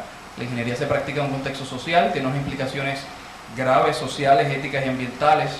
De hecho, practicar la ingeniería es estar en sociedad, o sea, nadie difícilmente puede practicar la ingeniería fuera de lo que es la sociedad, ¿verdad? Y entonces estamos llevando esa nueva visión, o esa visión que es, ¿verdad? No es nueva, esa es la realidad, a los estudiantes, y estamos atacando bien fuertemente a través de colaboraciones con específicamente la doctora Marla Pérez, el doctor Cecilio Ortiz, otros colegas en departamentos fuera de ingeniería, buscando cambiar la idea de que hay habilidades profesionales y habilidades suaves, los llamados soft skills y los professional skills. Y alguien que me enseñe a mí, un profesional que no tenga destrezas de comunicación, que no tenga destrezas de análisis cualitativo, y yo les enseñaré un freak, ¿verdad? Porque realmente, ¿qué profesional exitoso puede vivir o trabajar en sociedad o vivir en sociedad sin tener los mal llamados soft skills? Es entonces romper esa barrera entre los technical skills y los soft skills y hablar de professional skills, hablar de las implicaciones sociales, éticas y globales de la ingeniería y crear un nuevo paradigma educativo en la ingeniería para Puerto Rico. ¿Cómo bregamos entonces con la falta de sensibilidad? Porque así es, de la mayoría de los ingenieros veteranos o que llevan ya un tiempito laborando. Pues yo personalmente llevo una campaña de educación continua dentro del Colegio de Ingenieros. Me canto culpable, soy miembro del Colegio de Ingenieros, digo no culpable, si me cogen me desaforan, ¿verdad? Soy parte del Colegio de Ingenieros. Yo pienso que no es solamente criticar por criticar, es criticar y hacer, y estamos tratando de reformar desde adentro. Yo soy editor de la revista del Colegio de Ingenieros y estamos poniendo la acción donde ponemos la palabra y donde criticamos, hacemos y buscamos alternativas, ¿no? Así que estamos mirando esa visión de futuro, y por eso entendemos y seguimos firmes que en esfuerzos como el Instituto de Energía, Ambiente y Sociedad es vital que los ingenieros tengamos un rol prominente para dar ejemplo, no a los no ingenieros, sino a los ingenieros que no creen como nosotros, a los ingenieros que quizás les hace falta un poquito de sensibilidad en cuanto a los asuntos sociales y ambientales. Así que esa es nuestra contribución específicamente yo a esa pregunta. Entonces vamos a terminar con tenemos más preguntas buenas, pero vamos a tener que parar aquí. La pregunta es interesante, dice: en Puerto Rico teníamos un monopolio en la telefonía, al ser vendida ahora cuesta más al consumidor el uso del teléfono, parte de esa premisa, que cuando era monopolio. ¿Podría suceder lo mismo con las autoridades eléctricas si se privatiza? Y la pregunta originalmente va para, creo que dice aquí Alameda. Sí, esa pregunta es interesante. Lo que pasa es que, a diferencia, y eso es lo que yo decía cuando se iba a privatizar la telefónica, era un monopolio del Estado, era un monopolio natural, porque la diferencia era que la ganancia era redistribuida en lieu taxes hacia los diferentes municipios, que eran los accionistas. Cuando se privatiza, esa cantidad, en vez de ir a los bolsillos de los municipios, por lo menos Panaguabo, Cuamo, Adjunta, iba para los bolsillos de los inversionistas, de los accionistas, ¿ves? Entonces es muy diferente pensar en un monopolio de esta naturaleza que era administrado por el Estado y que obviamente hacían ajustes a sus tarifas y que eran buenas los servicios, que también obviamente en Puerto Rico, que había siempre su poquito de batatal político metido por ahí. Bueno, estamos en Puerto Rico, señores, el que quiera que eso no suceda aquí. Así era, pero por lo menos esa forma de monopolio es un tipo de estructura diferente. Privatizar la energía eléctrica, no creo que es que se está privatizando, se le está dando obviamente una proporción mayor hacia empresas privadas en la producción, porque la distribución todavía es parte de la Autoridad de Energía Eléctrica, que es que la distribuye. Acordémonos que la AES produce y Guayama y Peñuelas producen, pero no distribuyen, ¿ves? Pero sea como sea, hay una proporción grande, por lo menos en la proporción 27%, como dije, o 37% si en el 2010, que va a llegar de la producción, pero no de la distribución. Último comentario. Sí, yo creo que la Autoridad de Energía Eléctrica ya es privada. se comporta como una empresa privada, le debe su razón de ser a los bonistas, o sea que es su corporación privada, y a la misma vez las personas que corren la Autoridad de Energía Eléctrica están siendo educados y entrenados con una mentalidad de empresarios privados. Digo, ¿verdad? Para seguirle tirando, no solamente ingenieros hay ahí, también hay economistas. Hay administradores de empresas. Gente, o sea, solo tenemos una escuela graduada de administración pública en este país. Y yo me permito dudar que haya muchos empleados gerenciales en la Autoridad de Energía Eléctrica que hayan pasado por un proceso de entrenamiento formal en administración pública. Y más que todo, la educación en administración pública en este país no gira alrededor del concepto del bien común, sino se les enseña las técnicas de administración que se le enseñan a los estudiantes de administración de empresas. En cuanto tú partes de la premisa de que este bien común tiene que administrarse como una empresa privada, ya está todo perdido. Yo estoy racional a eso. Es que aunque se fuera a administrarse como la empresa privada, fuera mejor de lo que estaba ahora. Pero el problema es que hay un chorro de batatal político ahí. La autoridad tiene demasiado de empleados, una estructura gerencial que no funciona, igual que el Departamento de Educación. No funciona porque tú tienes un supervisor para cada supervisado. Tiene 38.000 maestros y tiene 32.000 supervisores. Sí, o sea, es un juego de pelota donde cada base tiene un dirigente. Eso es una cosa de loco. El problema del gobierno es que es una ineficiencia de la producción. Entonces, estás confundiendo la estructura de deuda de los bonistas, porque entonces si fuera así, también el gobierno central fuera privado, porque nosotros tenemos una deuda sobre 40 y pico billones. ¿Ves? O sea, la estructura de deuda es diferente a la estructura de quién es el dueño, el ownership. Y ahí hay una diferencia fundamental. No quería dejar porque es que... Vamos a continuar este debate más adelante. Nos espera el almuerzo. Le agradecemos que hayan estado aquí. A los que no les pude atender con las preguntas, mi disculpa. Tenemos unas limitaciones físicas de tiempo y espacio, pero de nuevo, las preguntas van a ser atendidas. Vamos a